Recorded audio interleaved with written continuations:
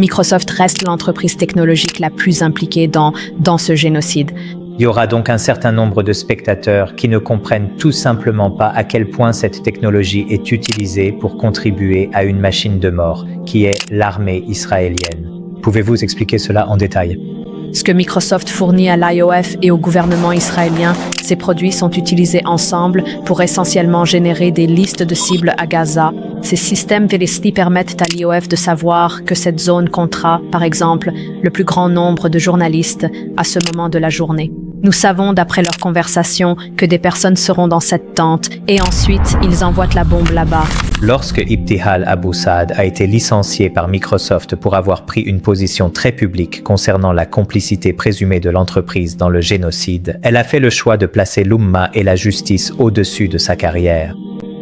J'ai rencontré cette jeune femme inspirante à Toronto pour démêler les dilemmes auxquels tant d'entre nous sont confrontés dans notre vie professionnelle.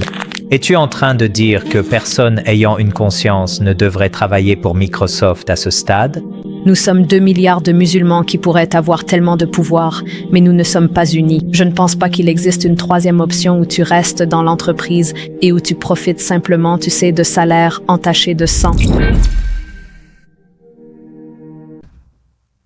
Ibtihal Abu Saad, assalamu alaikum wa rahmatullah et bienvenue aux musulmans pensants. Wa Alaykum assalam wa rahmatullah wa barakatuh. Merci de m'avoir invité. Jazakallah khairullah. Je suis vraiment ravi de vous accueillir ici sur Thinking Muslim. Parce que je pense que nous avons tous vu cette vidéo qui a circulé, cette vidéo virale. Vraiment, où vous avez pris position contre Microsoft. Vous travaillez pour Microsoft. Et vous avez pris position et vous avez très explicitement, très ouvertement exprimé vos préoccupations concernant Microsoft et leurs liens, voire leur complicité en ce qui concerne le génocide à Gaza.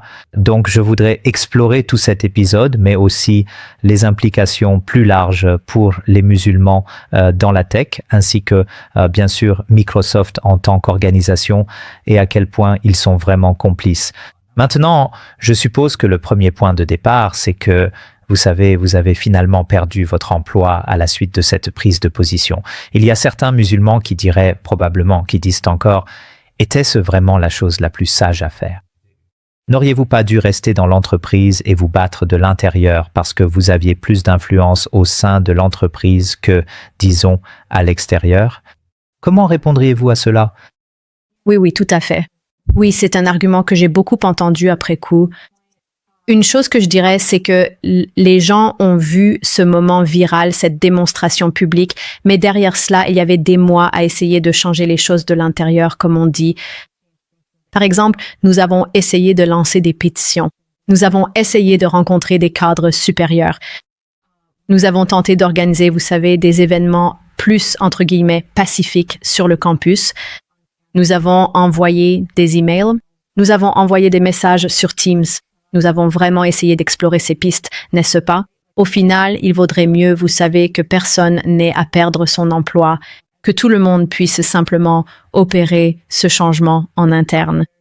Mais après 1 an à ne rencontrer que de la surdité ou de la répression, comme des employés suspendus à cause de pétitions, des employés licenciés à cause d'une veillée, il est devenu évident que ces méthodes que, vous savez, les gens recommandent en disant « faites juste ça », ne fonctionneraient pas. C'est pourquoi, vous savez, alors qu'on assiste au déroulement du génocide et qu'on voit à quel point la situation est terrible à Gaza, on ne peut pas se permettre d'avoir une stratégie sur 5 ans pour mettre fin à la complicité de Microsoft. Il est devenu urgent de passer à l'action d'une manière que Microsoft ne pourrait pas ignorer, contrairement à tous nos efforts internes. C'est ça. Il y avait donc des musulmans et des non-musulmans chez Microsoft qui s'engageaient dans une diplomatie discrète. Au sein de Microsoft, on essayait d'expliquer les liens entre les produits Microsoft et le génocide. Et votre argument, c'est que ces voix n'ont pas été entendues, que la direction ne se souciait tout simplement pas de ces liens. Je veux dire, jusqu'où êtes-vous allé? En ce qui concerne la direction, à qui avez-vous parlé et quelles ont été leurs réponses? Oui. Donc, on sait de façon certaine que tout le monde, au plus haut niveau de mon entreprise, au niveau de la direction générale, on était au courant de nos préoccupations, on recevait nos courriels, nos pétitions. Nous avons organisé une rencontre entre un groupe d'employés palestiniens et non palestiniens et une personne occupant un poste de niveau intermédiaire au sein de l'entreprise. Et Tout ce qu'on nous répondait, c'était « on va y travailler » ou « on vous recontactera ». C'était vraiment comme s'ils traînaient des pieds sur le sujet. Donc, cela veut dire que toutes ces voies qu'ils préfèrent, qu'ils recommandent, n'ont pas fonctionné. Et même lors des assemblées générales, par exemple, avec les vice-présidents et tous les cadres supérieurs, nous soumettions des questions sur la complicité de Microsoft et elles étaient soit supprimées, soit ignorées, même si c'était celle qui recevait le plus de votes. Donc, clairement, ces méthodes privilégiées ne menaient à rien. D'accord. Et vous protestiez spécifiquement contre un produit Microsoft, Azure. Qu'est-ce qui rend Azure si problématique en ce qui concerne Israël et ce génocide? Oui. Donc, en gros, il y a 3 aspects d'Azure qui, vous savez, alimentent tout ce qui se passe en Palestine. Il y a le côté IA, le côté cloud et le côté stockage Azure. Ensemble, essentiellement, quoi? Ce que Microsoft fournit à l'IOF et au gouvernement israélien, ce sont des solutions de stockage personnalisées permettant de conserver les appels des Palestiniens partout en Palestine à des fins de surveillance et de ciblage. Donc ces produits DAL sont réunis pour essentiellement générer des listes de cibles à Gaza et pour aider le système carcéral en Cisjordanie dans la Palestine occupée. C'est donc essentiellement une centrale de surveillance, de traçage et finalement de ciblage. Ces systèmes permettent à l'IOF de savoir, par exemple, cette zone va accueillir le plus grand nombre de journalistes à ce moment de la journée. Nous savons, grâce à leurs conversations, que des personnes seront dans cette tente, puis ils envoient la bombe là-bas. Beaucoup de gens parlent, vous savez, de la complicité, par exemple, des États-Unis, en ce qui concerne les armes physiques, par exemple. Mais ces armes ne pourraient pas. Et ce ne sont pas mes mots, ce sont ceux d'Israël, des responsables de l'IOF. Ils ont admis que sans la technologie de Microsoft, les dégâts n'auraient pas été d'une telle ampleur. Selon leurs propres mots, c'est comme « nous n'aurions pas ces capacités de ciblage ». Tout cela, c'est à cause de Microsoft. D'accord, très bien.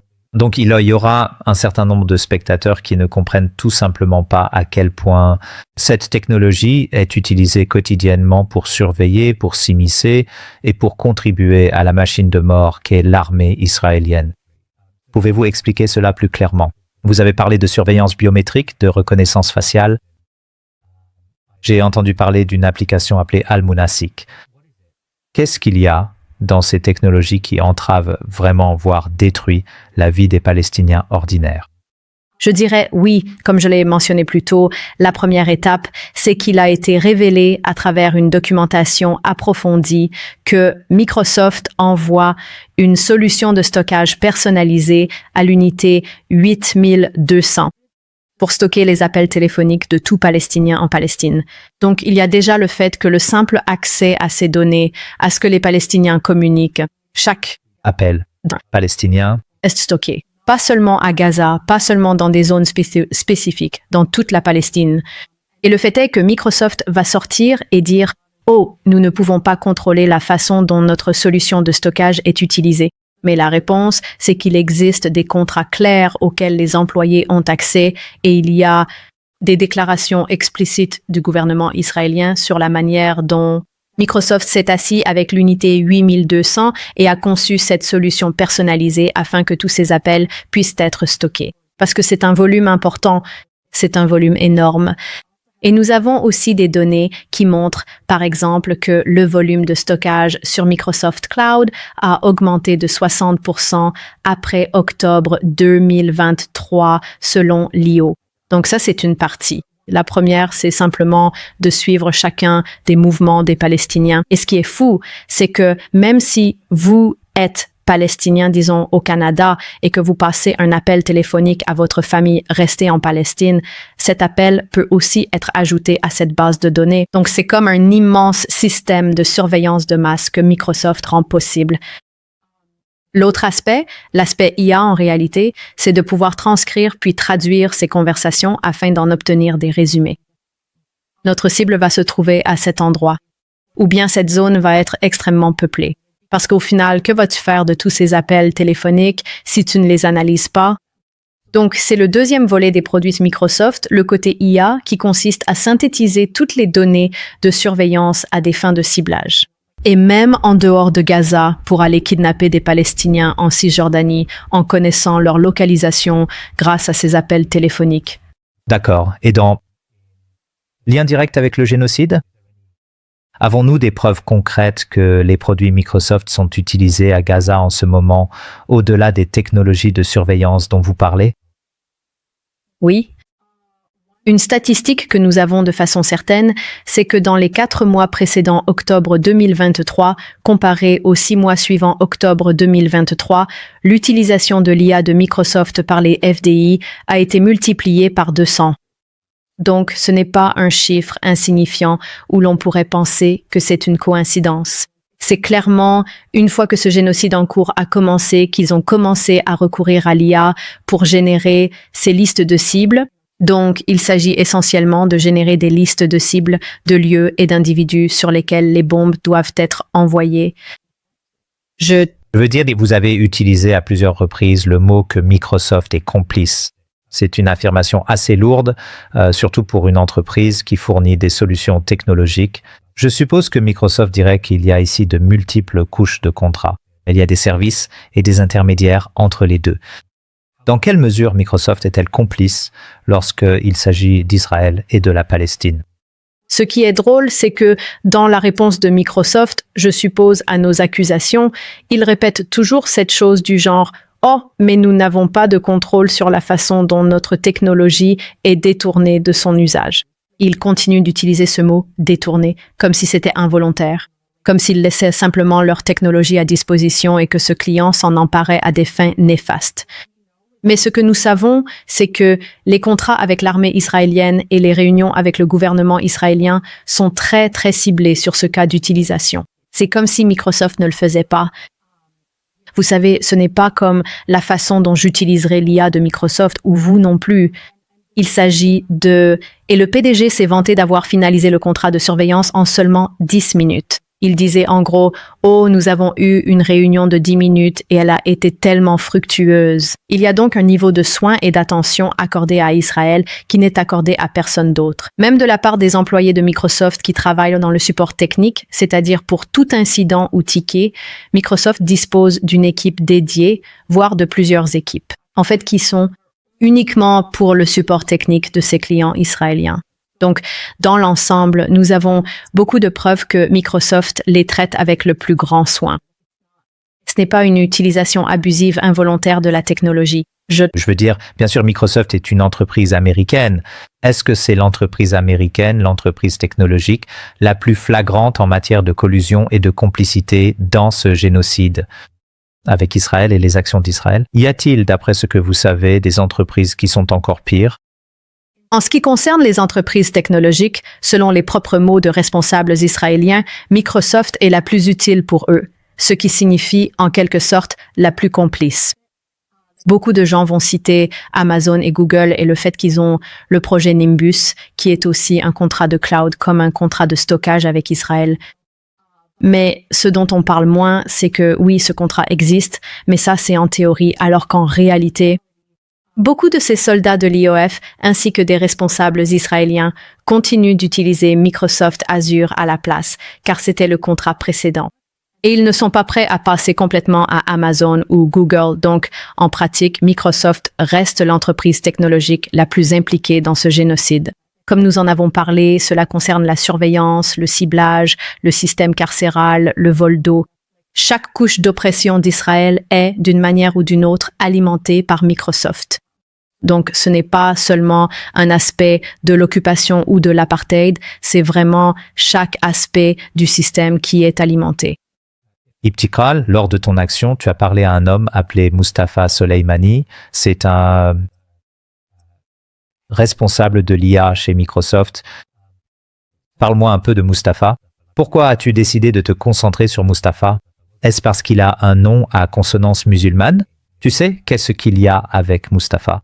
Qu'est-ce qui, selon toi, pose problème concernant Microsoft et son utilisation de la technologie en Israël? Oui, il y a plusieurs raisons derrière cela, tu sais. Perturber spécifiquement Mustafa. L'une des principales raisons, c'est que parmi tous les cadres de Microsoft, c'est lui qui aime le plus prêcher sur le sujet. L'IA peut être utilisée pour le bien. C'est comme blanchir l'image de l'IA de Microsoft en la présentant comme un outil d'impact social et d'émancipation humaine. C'est son sujet préféré. Et en fait, pendant la conférence que j'ai interrompue, il était justement en train de parler de tout ça. Tu sais, que l'IA de Microsoft change des vies. Et donc, ce niveau, je dirais, d'hypocrisie et de blanchiment des crimes de Microsoft a fait de lui quelqu'un que je voulais dénoncer. La deuxième chose que, comme tu l'as mentionné, c'est que Mustapha est en partie syrien. Il parle toujours à chaque occasion de son père qui est un réfugié ayant déménagé au Royaume-Uni, etc. Et donc, c'est quelqu'un qui connaît bien, tu sais, l'oppression de l'Occident. C'est quelqu'un qui sait ce que c'est d'avoir des membres de sa famille réfugiés. Donc, pour souligner un point que je lui ai spécifiquement dit, qu'est-ce que ta famille penserait de ça? Tu connais tout ça, tu connais l'oppression, tu connais la guerre. Alors, pourquoi l'encourages-tu, tu sais, dans un autre pays? Et une autre chose, c'est que j'ai travaillé chez Microsoft AI. C'était ma division chez Microsoft qui, ironiquement, m'a été présentée comme c'est la même chose. C'est un produit d'accessibilité. Il aide les personnes en situation de handicap à accéder aux outils Windows, etc. Et puis, j'ai découvert que c'était tout le contraire, une utilisation sans notre consentement. Donc oui, J'ai ressenti que lorsque tu as fait cette action, cela a vraiment envoyé un signal à un grand nombre de personnes de conscience, mais aussi aux musulmans, aux jeunes musulmans qui travaillent dans la tech. Je reçois souvent des questions lorsque nous faisons une émission sur la finance, vous savez, et sur à quel point c'est proche. Une partie de la scène de la finance islamique est très liée à des entreprises capitalistes qui sont très proches d'Israël. Et je reçois un flot de questions de la part de jeunes musulmans qui demandent « À quel point suis-je complice ?» Je travaille pour la société X, et la société X a un contrat avec Palantir, par exemple.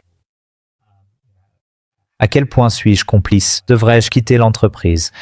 Expliquez simplement quelles sont, selon vous, les responsabilités éthiques que nous avons, ou que les jeunes musulmans, ou les musulmans, ou toute personne a, vraiment lorsqu'il s'agit de devenir ingénieur, développeur ou travailleur dans la tech au sein de ces plateformes comme Azure. Êtes-vous en train de dire qu'il ne devrait y avoir absolument personne avec une conscience? Devrait-on travailler pour Microsoft à ce stade? Je pense qu'en fin de compte, je dirais, à mon avis, là, que les musulmans ont deux options. Soit vous ne restez pas dans ce domaine une fois que vous découvrez cette complicité, soit vous restez. Mais dans le but de s'organiser, de provoquer un changement si vous sentez que vous en avez le pouvoir, surtout par exemple si quelqu'un est manager ou occupe un poste élevé. Dans cette entreprise et que vous pensez pouvoir avoir une influence, alors il pourrait être préférable d'être dans cette position. Mais je ne pense pas qu'il y ait une troisième option où vous restez dans l'entreprise et vous vous contentez, vous savez, d'en profiter. Comme des salaires entachés de sang, ce qu'ils sont finalement parce que vous ne savez pas quelle part de votre salaire provient de contrats israéliens. Se contenter de prendre ce salaire et de rester silencieux sur tout ce qui se passe. Ouais. À quel point Microsoft est-il transparent? Je sais que toi et tes collègues avaient essayé de mettre au jour ces liens entre la technologie, l'entreprise et les pays, ou des États comme Israël, des régimes comme Israël, et la façon dont ils fonctionnent en Palestine, dans les territoires occupés, à Gaza, etc. Mais savons-nous vraiment toute l'étendue de ce réseau ou de ces connexions avec Israël? Malheureusement, non. Tous les 2 ou 3 mois, on découvre une nouvelle révélation fracassante. Pour moi, personnellement, le déclic qui m'a donné envie de partir, c'est quand, après 1 an et demi, on a eu d'autres informations sur l'implication de l'IA de Microsoft, parce qu'au départ, on pensait que ce n'était qu'une question de stockage et que la partie IA était gérée séparément. Mais tous les 2 ou 3 mois, en fait, les faits de complicité ne font qu'empirer parce que Microsoft ne divulgue pas ses modalités, ne divulgue pas ses contrats personnalisés.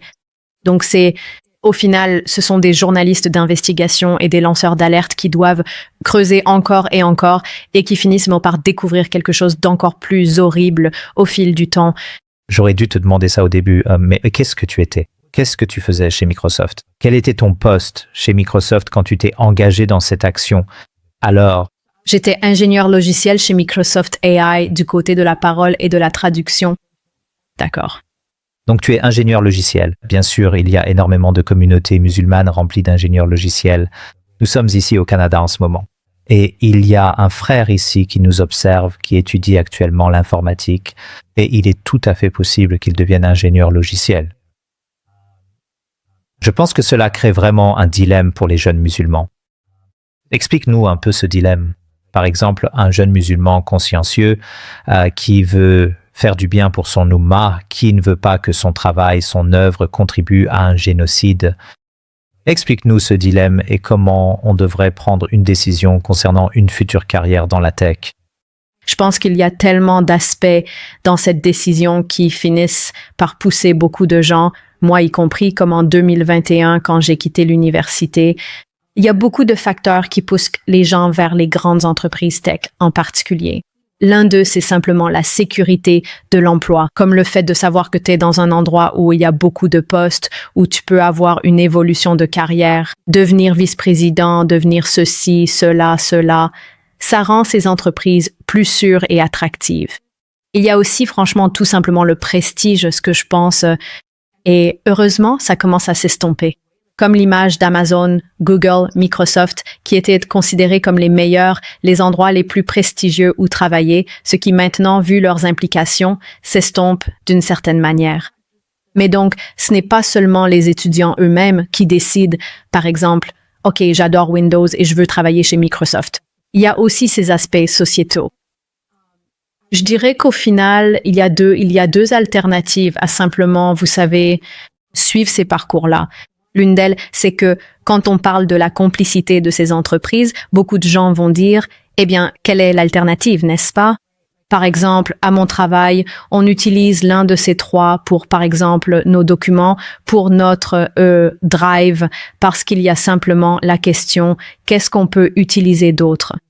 Et donc, je pense que c'est le moment idéal pour, vous savez, des personnes talentueuses et enthousiastes dans la tech de réellement créer ces alternatives. On ne peut pas dépendre toute notre vie de ces entreprises qui facilitent le génocide et simplement leur demander, vous savez, d'être du bon côté de l'histoire. Il y a tellement de gens qui sont désabusés par l'état de ces entreprises et c'est vraiment le moment idéal pour trouver des collaborateurs et des alternatives. L'autre façon, c'est, pour être tout à fait honnête, comme beaucoup de gens vont dire, eh bien, si tu exclus Google, Amazon, Palantir, Meta, où est-ce que je vais aller? Mais ces entreprises ne représentent même pas 10% des entreprises technologiques dans le monde. Il existe de nombreuses alternatives, certes avec des noms moins connus. Mais il y a Smith qui dit « Oh, tout le monde est complice, alors autant aller chez Microsoft ». Mais il y a tellement d'endroits qui ont besoin de talents dans la tech et qui ne sont pas impliqués dans le génocide. C'est vrai. Ça m'intéresse de trouver des alternatives. Parce que, bien sûr, ce que j'ai remarqué, c'est qu'en particulier chez les jeunes générations, les jeunes musulmans, Gaza est devenu un moyen de rassembler les gens.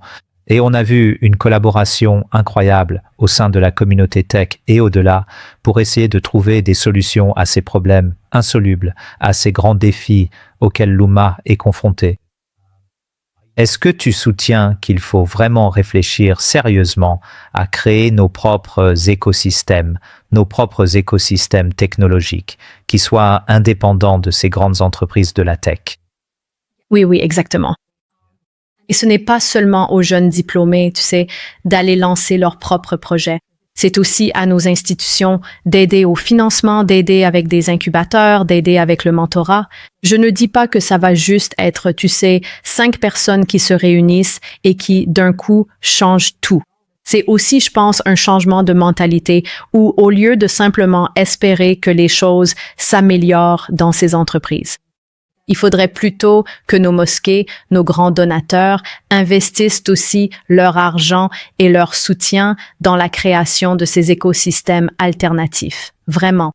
S'il s'agit de nuire, je suis plutôt de la vieille école en ce qui concerne les logiciels. Et je suis dépendant de Word et Excel, et vous savez, de PowerPoint et de ce genre de produits Microsoft.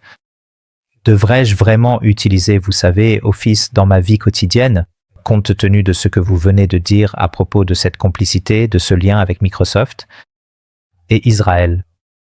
En fait, dans la liste BDS, Google, Amazon, Microsoft sont des cibles de pression. Et ce qu'on appelle une cible prioritaire, c'est-à-dire le niveau le plus élevé du boycott, c'est uniquement Xbox comme le jeu et la suite pour Microsoft.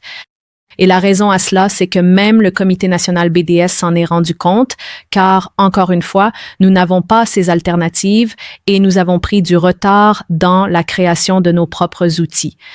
Il est plus possible, pas forcément plus facile, pour les gens de boycotter, par exemple, le jeu et la suite, ou encore Copilot, c'est-à-dire ces choses qui sont optionnelles et utilisées dans la vie personnelle. Contrairement à Google Drive et Microsoft Word, qui, la plupart du temps, sont imposés par votre employeur, et il n'y a pas vraiment de choix, c'est soit celui-ci, soit celui-là, sinon il est impossible d'avoir une entreprise qui fonctionne. Donc, même dans nos appels au boycott, nous ne cherchons pas à rendre cela accablant. Et il ne s'agit pas de dire qu'il faut se débarrasser de ces trois-là une bonne fois pour toutes, surtout en ce moment, comme je l'ai mentionné, puisque nous n'avons pas d'alternative. C'est donc plutôt un accent mis sur le fait de le faire quand c'est possible, quand il s'agit de vos loisirs personnels ou de vos activités annexes. C'est là que nous encourageons les gens à utiliser moins, en privilégiant les alternatives existantes, même si elles sont moins développées. Donc, parlons un peu de ta motivation, Ibtihal, parce que, bien sûr, tu sais, je pense, subhanallah, enfin, toutes les personnes à qui je parle en Angleterre, je sais que ce n'est pas pour ça que tu l'as fait, mais tous ceux à qui je parle dans ce secteur te citent, toi et ton action, comme un modèle auquel ils aspirent, alhamdulillah. Il y a donc un mouvement d'opinion au sein de la communauté musulmane parmi les jeunes musulmans, selon lequel nous devons être un peu plus fermes lorsqu'il s'agit de défier ses complices. Entreprise. Dans quelle mesure l'islam, ta foi, a-t-elle joué dans la décision que tu as prise, mais aussi dans la poursuite continue de la justice? Cela, alhamdulillah, semble vraiment être une part importante de ta vie, non? Quel est le rôle de l'islam ici? Oui, c'est clairement un rôle fondamental. Je pense que ce ne sont pas des valeurs éthiques laïques qui me poussent à me dire « Oh non, je dois faire ceci, cela ou encore cela ». C'est essentiellement le fait de savoir qu'en islam, ce n'est pas un simple bonus de lutter contre l'oppression, de prendre la parole quand on se trouve dans un environnement complice. C'est une véritable obligation, n'est-ce pas? Et nous avons de multiples exemples dans le Coran et les hadiths qui montrent à quel point il est fondamental de changer le mal de ses propres mains. Donc, je dirais que je ne peux pas dissocier les deux. Pour moi, même perdre mon emploi chez Microsoft, ce n'est pas quelque chose que j'ai fait et dont je me dis que c'est formidable. Et je ne veux pas instaurer une culture d'exceptionnalisme autour de ça. Je pense que c'est simplement le seuil le plus bas que nous devrions avoir. Le strict minimum, c'est oui, tu as travaillé quelque part qui était complice. Tu as apporté un changement, en fait. Donc, je pense que l'islam insiste vraiment sur le fait que c'est un aspect fondamental de notre religion. Ce n'est pas un truc optionnel ou sympa. Perdre son emploi. Je veux dire, il y aura des gens qui diront « je vais perdre mon emploi ». Par exemple, si je prenais cette position, tu sais, je connais des gens qui travaillent encore avec Palantir. Tu sais, ils ne travaillent pas dans l'entreprise, mais ils ont un contrat avec Palantir. Et Palantir est une entreprise vraiment scandaleuse, bien sûr. Mais ils diraient, ou pire encore, ils travaillent avec des entreprises technologiques qui sont très directement liées à l'industrie de la défense en Grande-Bretagne, en Allemagne ou en Amérique. Et encore une fois, ils soutiendraient qu'il y a une obligation de s'occuper de leur famille. Et donc, il y a un sacrifice personnel qui peut être trop difficile à supporter. Explique-moi un peu ce raisonnement. Par exemple, si tu rencontrais un musulman qui travaille dans l'industrie de la défense, ce que je trouve très problématique, comment le conseillerais-tu d'un point de vue de l'éthique islamique sur la façon dont il devrait prendre ses décisions? Oui, je pense que tout d'abord, pour moi, il faut replacer tout cela dans son contexte. Quand on parle de ces sacrifices et du fait qu'un emploi prestigieux ou un visa soit en jeu, rien de tout cela ne se compare, même à 1% aux sacrifices faits à Gaza par les habitants. Des gens perdent des membres de leur famille, perdent leur vie, perdent leur maison pour résister à l'occupation. Et donc, il faut vraiment replacer cela dans ce contexte. Il se peut que certaines personnes pensent « Oh, je suis en train de bouleverser ma vie » et tout ça. Mais en fait, en comparaison, c'est vraiment un tout petit prix à payer pour lutter contre l'oppression. Cela ne se compare absolument pas aux sacrifices faits à Gaza. La deuxième chose, et je vais citer comme l'imam Tom le mentionne dans l'une de ses vidéos, il donne un exemple de, vous savez, nous savons comment l'islam nous oblige à avoir le tawakkul et à avoir confiance qu'Allah subhanahu wa ta'ala ne vous abandonnera pas. Mais si des extraterrestres descendaient sur terre en ce moment et voyant l'état des musulmans, ils ne le croiraient pas. C'est pourtant quelque chose qu'on nous ordonne de faire. Donc si on y réfléchit, c'est vraiment vrai. Nous avons tellement peur, vous savez, des conséquences de la dunya, sans réaliser que si cet emploi ou ce risque ne vous est pas destiné, Allah ne le laissera pas vous atteindre. À l'inverse, si ce risque vous est destiné, il vous parviendra. La question maintenant est simplement de savoir si cela se fera de manière halal ou d'une façon problématique liée à un génocide. Donc, je pense que pour moi, c'était juste que je n'avais pas mon emploi actuel assuré avant d'être licencié de Microsoft. C'est venu après. Mais simplement la conviction que, d'accord, oui, je pourrais être licencié, mais Allah subhanahu wa ta'ala, c'est lui qui contrôle ce qui se passera ensuite. Et simplement avoir l'intention de quitter ce travail dans la défense ou de prendre la parole dans ce travail de la défense. Avec l'intention de lutter contre l'oppression en Palestine, je pense que nous ne devrions pas avoir autant de craintes concernant les conséquences lorsque cette intention est présente. Et quelles ont été les conséquences pour vous? Par exemple, vous avez perdu votre emploi. Vous étiez basé en Amérique? Vous êtes basé aux États-Unis? Non, j'étais en dehors. États-Unis, Canada. Donc, vous avez perdu votre emploi. Est-ce que cela a bouleversé votre vie? Vous savez, le fait de quitter Microsoft, comment est votre vie depuis? Non, en fait, alhamdoulilah, ça a été tout le contraire. Vraiment, j'ai vu l'incarnation, alhamdoulilah, du hadith, que personne ne quittera quelque chose pour l'amour d'Allah subhanahu wa ta'ala sans que cela ne soit remplacé par quelque chose de meilleur. Et tellement de portes se sont ouvertes pour moi, notamment en ce qui concerne l'organisation et le fait de m'impliquer davantage dans la lutte pour la libération à laquelle je n'avais pas accès avant ce moment viral. Et ça, c'est vraiment, ça a été un énorme changement de vie. Et honnêtement, dans les 2 semaines qui ont suivi mon licenciement, j'ai commencé à travailler à l'Institut Yaqin, ce qui pour moi est tout l'opposé. Un environnement pro-Palestine, tu vois, œuvrer pour l'Oumma. C'est un endroit que, si tu m'avais demandé d'élaborer un plan de vie ou de carrière sur 20 ans, peut-être que je l'aurais mis à l'année 20. Ce n'est pas quelque chose que j'aspirais à pouvoir rejoindre. Et Allah subhanahu wa ta'ala l'a facilité ainsi, aussi rapidement et aussi facilement. Donc je pense, et ce n'est pas pour dire que tout le monde qui se fait licencier, tu sais, retrouve un travail en 2 semaines ou autre. Les conséquences et les délais sont différents. Mais juste savoir qu'en fin de compte, Allah veille sur toi. La moitié de mon temps, je travaillais avec des personnes partageant les mêmes idées, qui luttent pour la Palestine et le bien de l'Oumma, l'autre moitié à l'organisation directe pour mettre fin au génocide.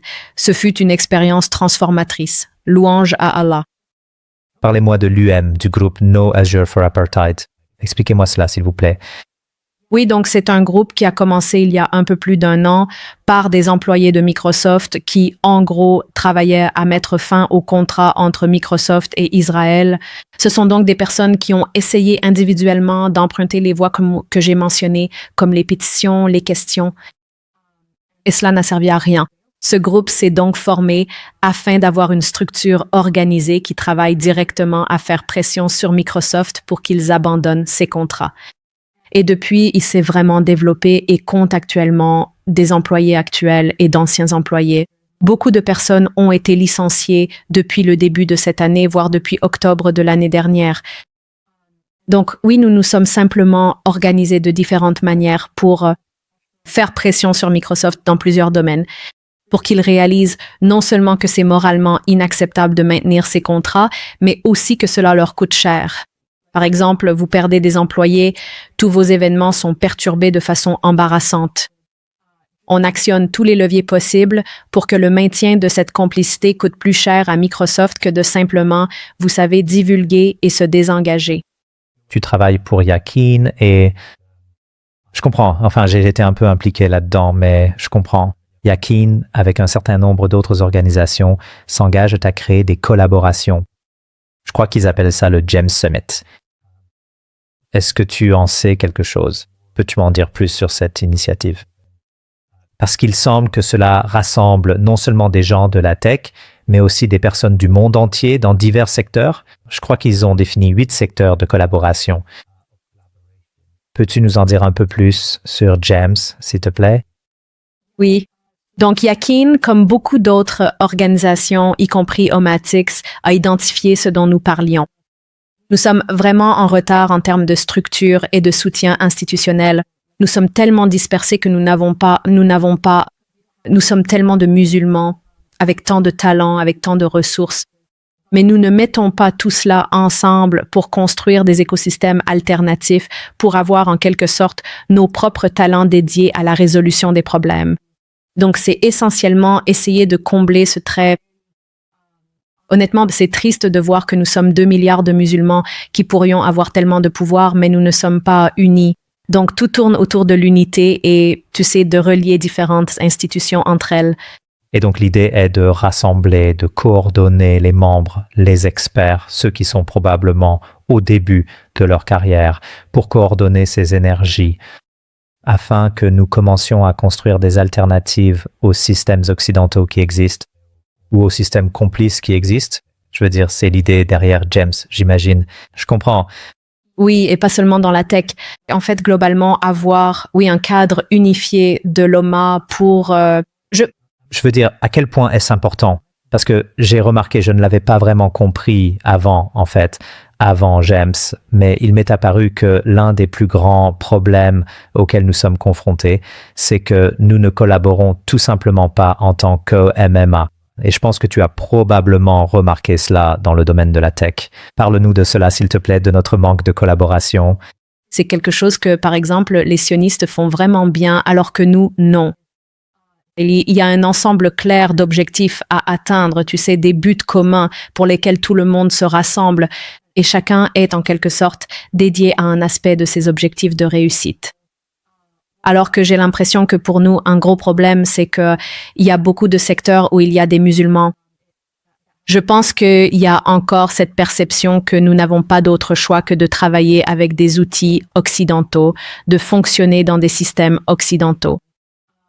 Nous avons simplement accepté que, par exemple, dans le secteur financier, oui, nous devons passer par ces banques occidentales et qu'à l'intérieur de ces systèmes, on essaie de trouver des failles pour qu'il y ait, d'un point de vue islamique, des solutions acceptables. Voilà. Donc, je pense qu'un gros problème pour le manque de collaboration, c'est simplement que tout le monde se concentre sur la collaboration avec ces organisations oppressives qui n'appartiennent pas à des musulmans. Et nous ne voyons pas d'issue à cela, alors qu'en réalité, nous pourrions simplement nous détacher de tous ces travaux complices. Et je suppose, à quoi ressemblerait le succès, tu sais, par rapport à Microsoft? Si tu arrivais à réaliser tes objectifs, à quoi cela ressemblerait-il? Notre premier objectif, c'est simplement que Microsoft mette fin aux contrats actuels avec Israël. Et nous savons qu'en ce moment, la pression est à son maximum, surtout parce que nous en parlons maintenant. En septembre, il y a moins d'un mois, nous avons organisé un campement sur le campus. Nous avons aussi fait un sit-in et nous avons appris que les dirigeants sont vraiment... Faute de meilleurs termes, ils paniquent à ce sujet et, pour la première fois, le président de Microsoft a contacté le groupe palestinien et allié chez Microsoft pour s'asseoir avec eux. Et cela fait 2 ans ou plus qu'ils essaient même d'obtenir cette réunion. Donc nous savons que la pression est à son comble. Et pour nous, nous voulons que cela se termine par l'annulation pure et simple de ces contrats. C'est la première étape.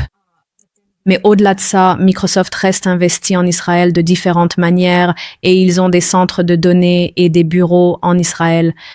Donc je dirais que c'est comme des paliers. Mais la priorité urgente actuelle, c'est simplement de mettre fin à tous les contrats en cours. Peut-être une dernière question pour toi, Ibtial. Aujourd'hui, nous avons beaucoup parlé de la complicité de Microsoft, mais aussi, je suppose, de la complicité des musulmans. Parfois, nous sommes nos pires ennemis lorsqu'il s'agit de ne pas collaborer, de travailler pour ces entreprises et de ne pas mettre notre Oumma en priorité. Je soupçonne qu'il y a beaucoup de musulmans qui se sentent mal à l'aise dans leur travail et mal à l'aise de ne pas en faire assez pour la Palestine, pour l'Oumma, pour faire assez en mobilisant leur talent et leur expertise au service pour la cause de cette Oumma. Quel conseil donneriez-vous à un développeur logiciel à Karachi ou à un développeur logiciel à Islamabad ou, puisque c'est un pays pakistanais, à un développeur logiciel au Nigeria, à Lagos? Quels conseils leur donneriez-vous? Comment devraient-ils réfléchir? Quelle est leur vision du monde? C'est peut-être le meilleur terme. Comment devraient-ils envisager non seulement leur propre carrière, mais aussi l'Oumma à un niveau plus large et leur contribution à cette Oumma, je suppose? Oui, d'abord pour répondre à ce que tu as dit, à savoir que beaucoup de gens ont l'impression de ne pas en faire assez. Moi-même, je ne pense pas en faire assez. Je ne pense pas qu'aucun d'entre nous en fasse assez, à moins que, par exemple, le génocide et l'apartheid ne prennent fin. Mais je pense qu'au lieu de laisser cette pensée nous paralyser dans une forme de défaitisme en se disant que peu importe ce que l'on fait, c'est juste comme ça que les choses se passent à Gaza. J'essaye plutôt de canaliser ça en me poussant davantage, par exemple en consacrant plus de temps à l'organisation, à m'impliquer davantage, à faire plus de sacrifices. On doit passer d'une attitude que j'ai beaucoup vue dans les cercles musulmans où l'on se demande simplement « oui, mais que pouvons-nous faire ?» C'est comme si, voilà, c'était fini. C'est comme un combat accablant, mais cela pousse les gens à tout laisser tomber au lieu de se demander comment pouvons-nous en faire encore plus. Je dirais que c'est le premier changement d'état d'esprit dont nous avons besoin, d'une manière ou d'une autre, surtout ici en Occident, où rien que par le fait de vivre ici, nous sommes tous complices. Donc nous n'avons pas l'option de dire « je vais juste mener ma carrière et avoir mes loisirs » et que quelqu'un d'autre s'occupe de la Palestine. Et même si nous n'étions pas complices, même pour les personnes dans des environnements non complices, c'est tout de même, d'un point de vue islamique, une obligation de changer cette oppression de ses propres mains. Donc je pense que nous avons d'abord besoin de ce changement de mentalité. Et ensuite, la deuxième chose, c'est que lorsque l'islam nous a donné ses commandements, comme lutter contre l'injustice, faire le bien pour l'Ummah, comme notre responsabilité, notre khilafa, Allah subhanahu wa ta'ala n'a pas exclu nos emplois de cela. Ce n'est pas comme si votre travail de 9 à 5 était, vous savez, considérez cela comme une entreprise séculière. Et puis, pendant votre temps libre, allez à la mosquée, faites du bénévolat, faites ceci ou cela. En fin de compte, nos emplois occupent la majorité ou presque de nos heures d'éveil. Et donc, nous ne pouvons pas nous permettre qu'ils soient simplement détachés de nos devoirs envers l'Ummah. Votre travail représente plusieurs heures et le jour du jugement, vous serez interrogé, vous savez, sur la façon dont vous avez utilisé votre temps. Et donc, c'est, je pense, un deuxième changement de mentalité dont nous avons besoin à l'échelle mondiale. Même pour moi, ayant grandi dans un pays à majorité musulmane, beaucoup de discussions sur les carrières et les emplois, c'est toujours à propos de gravir les échelons, de maximiser son salaire. On ne se demande jamais comment changer de poste ou comment avoir des projets parallèles pour servir l'Ummah. Ce n'était jamais un critère lors du choix d'une orientation professionnelle. Nous devons donc vraiment opérer ce changement de mentalité. Et enfin, il faut aussi réaliser que les gens se mobilisent et s'organisent de différentes manières. Bien sûr, beaucoup de gens diront « je ne peux pas me permettre de confronter publiquement un dirigeant et de voir mon nom exposé dans les médias ». Eh bien, à cela, je répondrai que Vania et moi étions les visages publics de la perturbation du 4 avril, mais derrière cela, il y avait plusieurs dizaines d'organisateurs anonymes de No Adra for Apartheid qui ont aidé avec la logistique, les emails, les discours. Donc, vous n'êtes pas obligé, vous savez, d'être exposé dans la presse. Penser qu'il faut cela pour agir pour la Palestine est une idée reçue. Je veux changer cela parce que beaucoup de gens se disent « je ne suis pas en position de faire ça ». C'est très bien. Vous savez, en coulisses, vous pouvez toujours vous organiser avec différents groupes pour mettre la Palestine au centre au quotidien. Tu as dit quelque chose là, en fait, j'aimerais rebondir dessus. Je le remarque surtout chez les jeunes hommes musulmans, que tout le monde essaye d'avoir un petit boulot à côté. Et je soupçonne que cela vient du fait d'être conditionné par ce monde néolibéral où l'on ne se contente pas d'un travail de 9 heures à 17 heures, mais il faut avoir quelque chose en plus à côté, ce qui te donnera encore plus d'argent et, je suppose, encore plus de capacité à consommer. Ton point là était, je pense, assez profond. Ton idée, c'est que dans notre monde, nous devrions être le side hustle. Bien sûr, le travail principal doit aussi être en accord avec l'islam, mais le side hustle doit vraiment servir notre Ummah. J'aime bien cette idée. Explique-moi ça, s'il te plaît. Cela vient tout simplement d'une connaissance simple. Tu sais, on sera interrogé sur la façon dont chaque heure a été dépensée, comme durant cette donya. Et donc, bien sûr, j'aurais pu, tu sais, simplement rester chez Microsoft, là où je travaille, même pas 40 heures par semaine, puis avoir un deuxième emploi et devenir, tu sais, millionnaire. En quoi cela aurait-il de la valeur, tu sais, après ma mort?